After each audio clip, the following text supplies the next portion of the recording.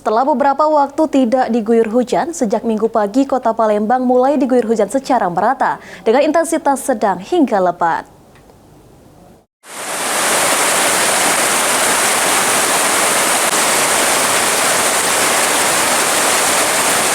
Setelah beberapa waktu tidak diguyur hujan yang dipengaruhi oleh musim kemarau.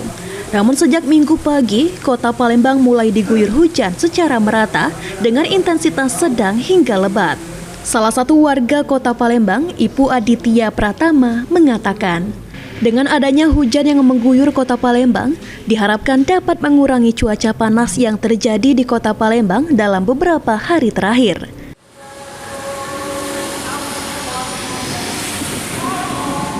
Oke, Kak, dengan adanya hujan kayak ini, cak mana komentarnya? Alhamdulillah, kemarin tuh panas, sekarang hujan. Semoga ke depannya Palembang jadi dingin lagi dulu. Hal senada juga disampaikan Ika, dengan hujan yang terjadi di Kota Palembang, diharapkan dapat mengurangi polusi di Kota Palembang yang disebabkan oleh cuaca panas beberapa hari terakhir.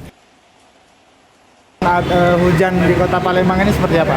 Ya kan, alhamdulillah kemarin kan Palembang ini kan panas.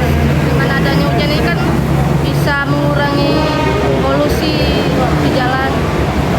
Eki Saputra, PAL TV.